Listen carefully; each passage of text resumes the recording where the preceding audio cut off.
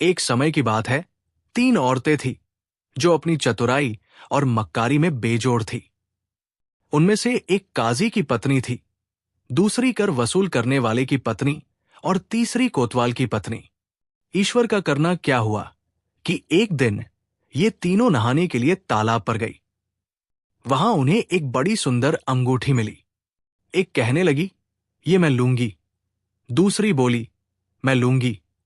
तीसरी कहने लगी, मैं लूंगी।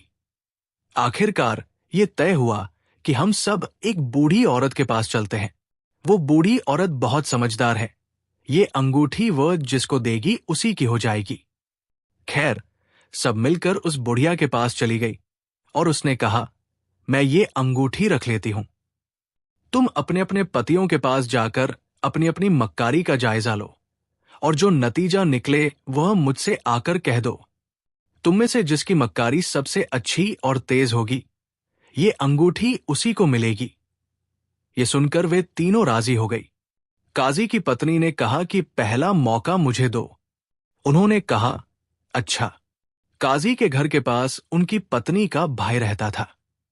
काजी की पत्नी ने उसको बुलाया और कहा, भाई, मेरा एक काम कर दो। उसने कहा, क्या काम है? काजी की पत्नी ने सारा किस्सा बयान किया और कहा, अपने घर से मेरे घर तक एक सुरंग खोद दो। जो कुछ खर्च होगा मैं दूंगी। उसके बाद अपने भाई से जाकर कह देना कि मेरे यहां आकर मेरी शादी मेरी मंगेतर से करवा दो। उनके आने के बाद जो कुछ होगा मैं भुगत लूंगी। जब सुरंग खोद गई और साले साहब अपने बहनोई के पास पहुंचे और कहा, भाईजान, मेरे यहां चलकर जरा मेरा विवाह करवा दीजिए।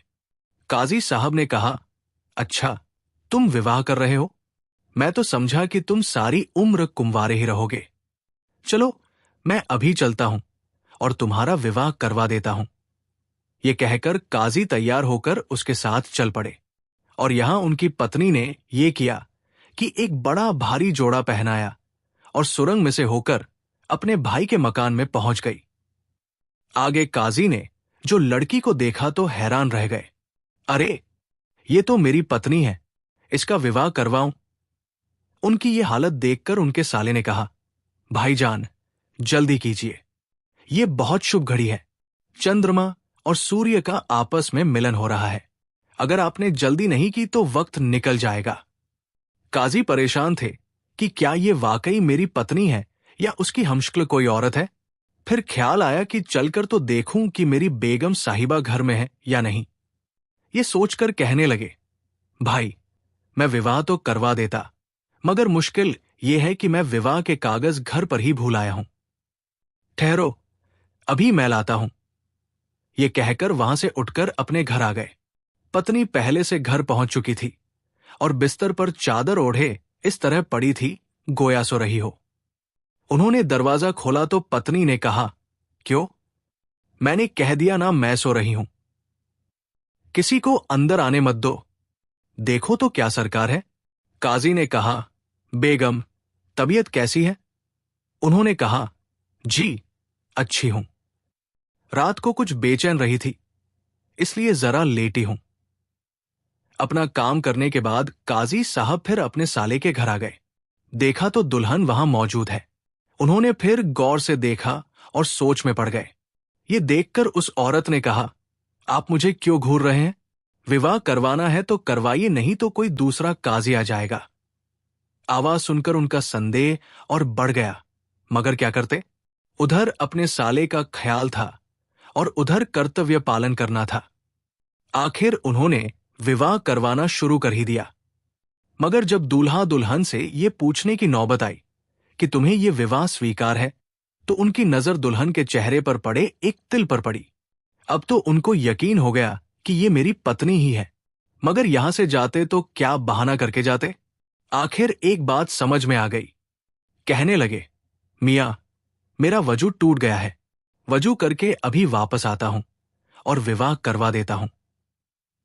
अब साले ने कहा भी कि यही वजू कर लीजिए, मगर काजी साहब कहां मानने वाले थे। भागे भागे घर पहुंचे। देखते हैं कि पत्नी बिस्तर पर लेटी किताब पढ़ रही है। ये देखकर उन्होंने कहा, अरे, मैं पागल हो गया हूं। मेरी पत्नी ये औरत है या वो औरत मेरी पत्नी है? पत्नी ने जो उनको इस तरह की बातें करते देखा तो कहा, आज आपको क्या हो गया है? आप घर में आते हैं और फिर चले जाते हैं, फिर आते हैं और फिर चले जाते हैं। क्या कुछ दीवाने तो नहीं हो गए? उन्होंने कहा, मुझे आज एक ऐसा संदेह हो रहा है कि तमाम उम्र में ऐसा संदेह नहीं हुआ, और संदेह भी हुआ तो किस पर? तुझ जैसी नेक औरत पर। इतने में उनकी नजर मेज पर रखे हुए सेब पर पड़ी। उसको देखकर एक तरकीब उनकी समझ में आ गया और उन्होंने कहा, सेब खाओगी? पत्नी ने कहा, जरूर खाऊंगी। उन्होंने सेब को मेज से उठाया और चाकू से 2 टुकड़े किए। एक टुकड़ा पत्नी को दिया, एक टुकड़ा अपनी जेब में रखा और भागते हुए साले के घर पहुंचे। वहां पहुंचकर क्या देखते हैं कि दुल्हन आधा सेब हाथ में लिए बैठी है। ये देखकर उनसे रहा नहीं गया। वो आधा सेब दुल्हन के हाथ से ले लिया। अब जो टुकड़ों को मिलाया तो दोनों के दोनों टुकड़े मिल गए। अब क्या था? काजी साहब तो बिगड़ गए। मगर जब उनके साले ने कहा, हजरत, अगर मुझे मालूम होता कि आप ये हंगामा खड़ा कर देंगे तो मैं किसी दूसरे काजी को बुला लेता। आप ईश्वर के लिए कष्ट उठाएं। ईश्वर हमारी मुश्किल किसी न किसी तरह हल कर ही देगा। काजी साहब ने सोचा कि बेहतर है कि उल्टा सीधा विवाह करवा दूं। अगर उसने दूसरे काजी को बुलवाकर विवाह करवा लिया तो पत्नी हाथ से जाती रहेगी। फिर विवाह करवाना शुरू किया गया कि उनकी नजर दुल्हन के हार पर पड़ी। अब क्या था? फौरन उठ खड़े हुए और कहा, अरे ये तो मेरा हार है। दुल्हन ने कहा, वाह जी वाह, तुम्हारी आंखों में शायद पानी उतर आया है। क्यों हर चीज को यूं तुम घूर घूर कर देख रहे हो? विवाह करवाना है तो करवाओ, नहीं तो यहां से चले जाओ। उन्होंने कहा, बेगम साहिबा, गुस्सा क्यों होती है? मैं खुद जाता हूं। लेकिन अगर तुमने किसी दूसरे काजी से विवाह करवाया तो मुझसे बुरा कोई नहीं होगा। ये कहकर वो अपने घर आए। देखा कि पत्नी वही हार पहने बैठी है। बड़े परेशान हुए कि मेरे साथ ये क्या हो रहा है। फिर गौर से हार को देखने लगे। पत्नी ने कहा, आखिर ये क्या है? तुम्हारी आंखों में शायद पानी उतर आया है जो तुम हर चीज को घूर घूर कर देख रहे हो। ये बात सुनकर तो काजी के होश उड़ गए, क्योंकि ये वही वाक्य थे जो दुल्हन ने कहे थे। कहने लगे, ईश्वर रक्षा करे, मैं कुछ पागल हो गया हूं। पत्नी ने कहा, जरूर दीवाने हो गए हैं। या तो तुम्हारी कुछ आंखें खराब हो गई है या तुम्हारा पेट खराब हो गया है। काजी ने कहा, पत्नी, तुम सच कहती होगी। कल मैं दावत में ज्यादा खा गया था। शायद इसी की वजह से मेरे दिमाग पर कुछ असर पड़ गया है। पत्नी ने कहा, तो आप अपने पेट का इलाज करवाएं, वरना मेरा तो जीना मुश्किल हो जाएगा। तुम जानते हो कि पेट का असर दिमाग पर पड़ता है और दिमाग खराब होने के बाद इंसान को पागल खाना भेज दिया जाता है। पति ने कहा, तुम हिम्मत रखो, मैं अभी वैद्य जी के पास जाता हूं। ये कहकर वो फिर अपने साले के घर आए। उसने कहा कि तुम तो कहते थे कि मैं नहीं आऊंगा, अब क्यों आए? उन्होंने जवाब दिया कि भला तुम्हारा विवाह करवाने का मुझसे ज्यादा और किसको हक पहुंच सकता है, इसलिए मैं आ गया हूं। दुल्हन ने कहा, काजी साहब, तुम जरूर दीवाने हो गए हो। या तो तुम्हारी आंखें खराब हो गई है या तुम्हारा पेट खराब हो गया है। तो अपने पेट का इलाज करवाओ, वरना तुम्हारी पत्नी का जीना मुश्किल हो जाएगा। तुम जानते हो कि पेट का असर दिमाग पर पड़ता है और दिमाग खराब होने के बाद इंसान को पागल खाना भेज दिया जाता है। यह सुनना था कि काजी साहब आपे से बाहर हो गए और चुप ही दुल्हन के एक थप्पड़ दे मारा और ईश्वर का नाम लेते हुए अपने घर आ गए। यहां आकर क्या देखते हैं कि पत्नी अपना गला सींग रही है।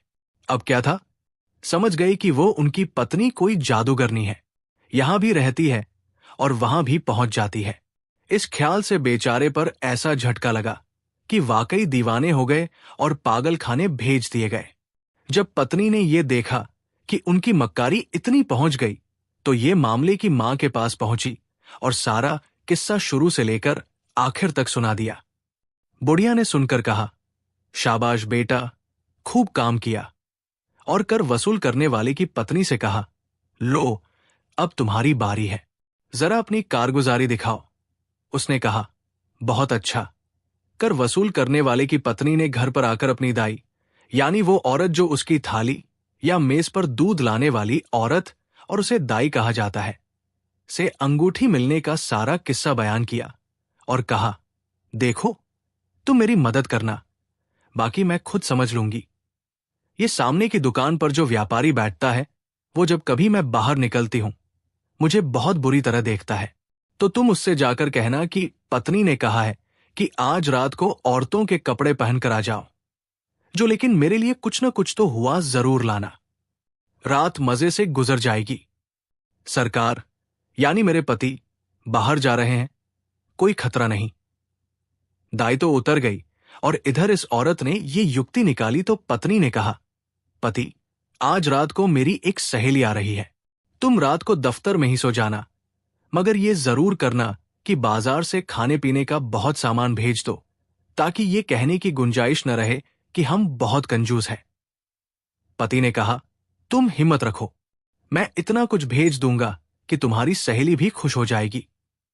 रात के कोई 8 या 9 बजे तक खाने पीने का सामान आ गया और 10 बजे के करीब वो व्यापारी भी बड़े ठाट से औरतों का लिबास पहनकर आ पहुंचे। कर वसूल करने वाले की पत्नी ने उनकी बहुत मेहमानवाजी की, नकाब उतार कर अलग रख दिया, उन्हें बिस्तर पर बिठाया और कहा, मैं अभी आती हूं।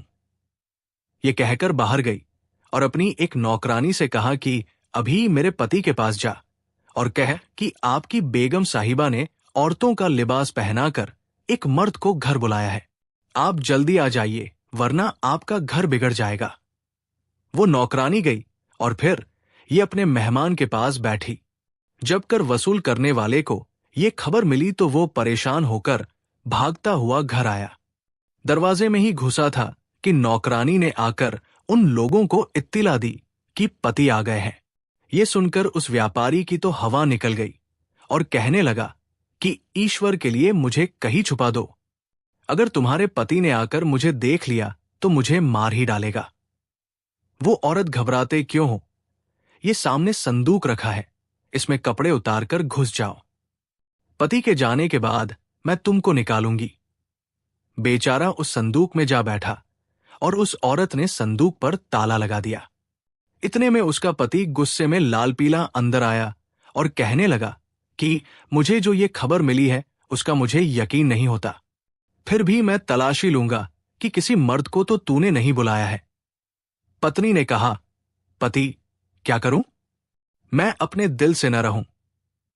सामने जो व्यापारी साहब की दुकान है उन पर मैं एक अरसे से आशिक थी। आज रहा नहीं गया, इसलिए मैंने उसको औरतों के लिबास में बुला लिया। ये देखिए, ये सामने उसी का लिबास है। पति ने कहा, क्यों झूठ बोलती है? कहीं कोई ऐसी बातें करके अपने मुंह से भी ये मानता है? पत्नी ने कहा, ईश्वर की कसम, मैं झूठ थोड़ी बोल रही हूं। वो व्यापारी इसी कमरे में है। पति ने कहा, आखिर है कहां? पत्नी ने कहा, देखिए, वो जो सामने संदूक रखा है उसमें वो बंद है। ये लीजिए चाबी, आप खुद खोल कर देख लीजिए कि मैं सच कह रही हूं या झूठ। पति ने चाबियां ली और संदूक खोलने चले कि पत्नी ने एक जोरदार हंसी मारी और कहा, क्यों पति, बहुत दिनों से आप कहते थे कि मुझे कोई धोखा नहीं दे सकता, आखिर धोखा खा गए ना? पति ने चाबियां फेंककर कहा, ईश्वर रक्षा करे, क्या धोखा हुआ है? ये कहकर वो तो बाहर चले गए और पत्नी ने संदूक खोलकर व्यापारी को संदूक में से निकाला। उस बेचारे का तो दम निकल रहा था। उसने कहा, बेगम साहिबा, मुझे माफ कर दीजिए, मैं ऐसे इश्क से बाज आया हूं।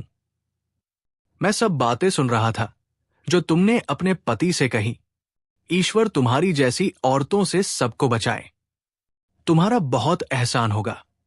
मुझ जैसे को जिंदा सलामत मुझे मेरे घर तक पहुंचा दो।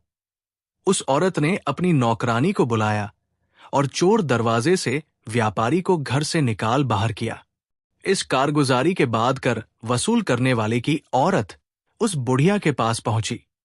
काजी और कोतवाल साहब की पत्नियों को भी बुलाया और सबसे अपना किस्सा बयान किया गया। बुढ़िया ने कहा, शाबाश बेटा, खूब काम किया। अब देखिए, ये तीसरी बेगम साहिबा अपनी लियाकत और चतुराई का क्या सबूत देती है। कोतवाल की पत्नी ने कहा, देखिए, ईश्वर मालिक है। अपनी कोशिश करने में तो कोई कसर नहीं उठा रखी होगी। कामयाब होना न होना ईश्वर के हाथ में है। वहां से घर आने के बाद कोतवाल की पत्नी ने अपनी एक नौकरानी को बुलाया और कहा, सुनो, ये 20 दीनार और ये कपड़ों का जोड़ा लो और शहर के बाहर साधुओं की जो कुटिया है वहां जाओ और जाकर देखो कि किस साधु की शक्ल मेरे कोतवाल से मिलती जुलती है। उस साधु से चुपके से कहना कि जेलखाने से आज एक चोर भाग गया है। कोतवाल साहब उसकी तलाश में है। उसकी शक्ल तुमसे बहुत मिलती है। बेहतर यही है कि तुम कुटिया से भाग जाओ। कहीं ऐसा न हो कि उस चोर के बदले तुम पकड़ लिए जाओ। मुझे तुम्हारे हाल पर तरस आता है। ये दीनार और कपड़े लाई हूं। अपने पुराने फटे कपड़े मुझे दे दो और शहर से अभी निकल जाओ। आगे तुम जानो और तुम्हारा काम जाने। नौकरानी ने कहा, पत्नी, ये कौन सा बड़ा काम है? मैं अभी जाती हूं। गरज वो नौकरानी रात को कुटिया में पहुंची। एक साधु को देखा जिसकी शक्ल ठीक कोतवाल साहब से मिलती जुलती थी। उसको चुपके से बुलाया और जो कुछ उसकी पत्नी ने समझाया था वो सब अपनी तरफ से बढ़ा चढ़ाकर उसे कह दिया गया। बेचारा साधु घबरा गया। चुपके से अपने कपड़े नौकरानी को दिए, नया जोड़ा पहनाया और दीनार जेब में डाले। कुटिया से भाग गया। नौकरानी ने ये कपड़े लाकर पत्नी के हवाले कर दिए। जब शाम को कोतवाल साहब आए तो पत्नी ने उनसे कहा, पति, आज तो हलवा बनाने को मेरा बड़ा मन कर रहा है। पति ने कहा, बनाओ, हम भी तो देखें कि तुम बनाना जानती भी हो या नहीं। ये कहकर पति तो बिस्तर पर बैठ गए और पत्नी ने हलवा बनाने का सारा सामान इकट्ठा किया।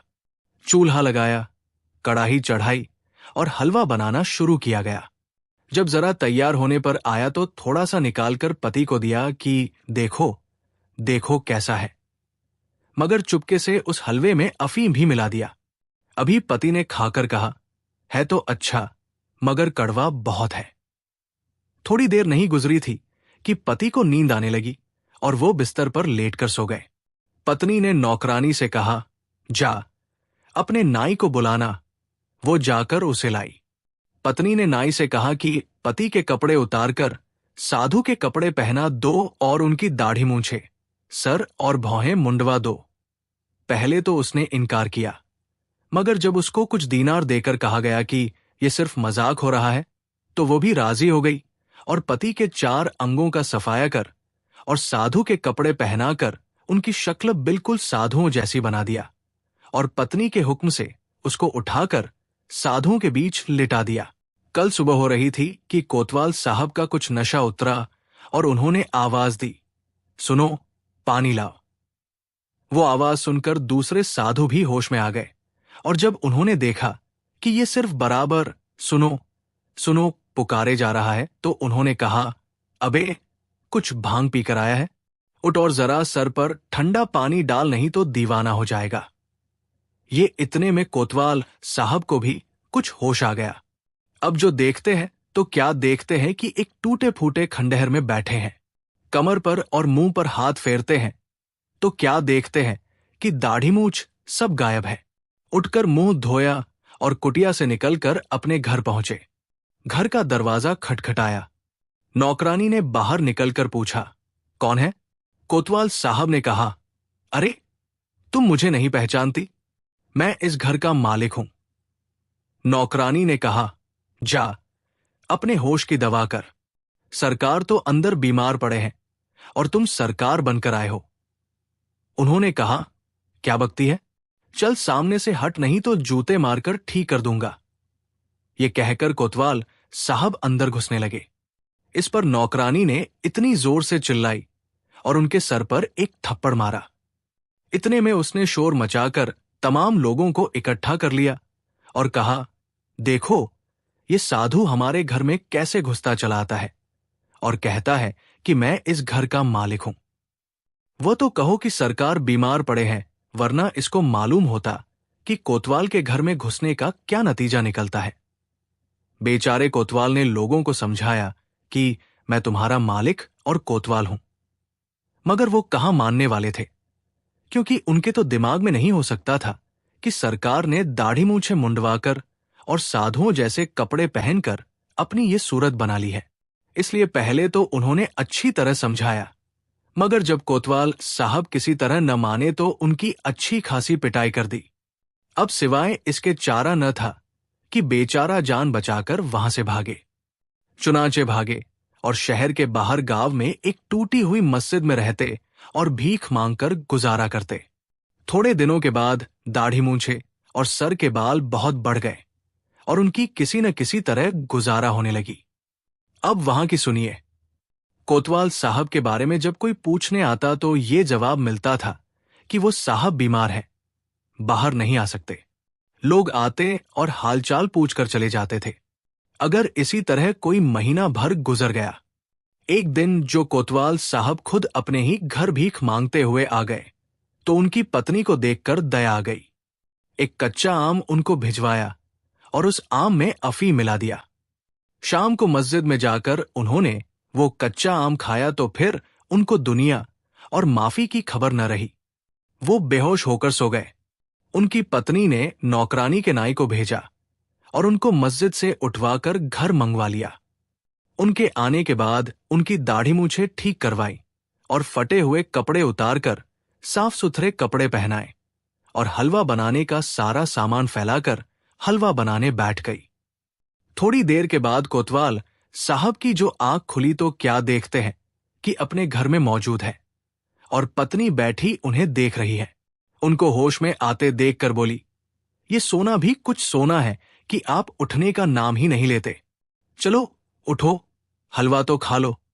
कोतवाल साहब ने आंखें खोली और कहा, ईश्वर रक्षा करे, मैंने भी क्या बुरा सपना देखा।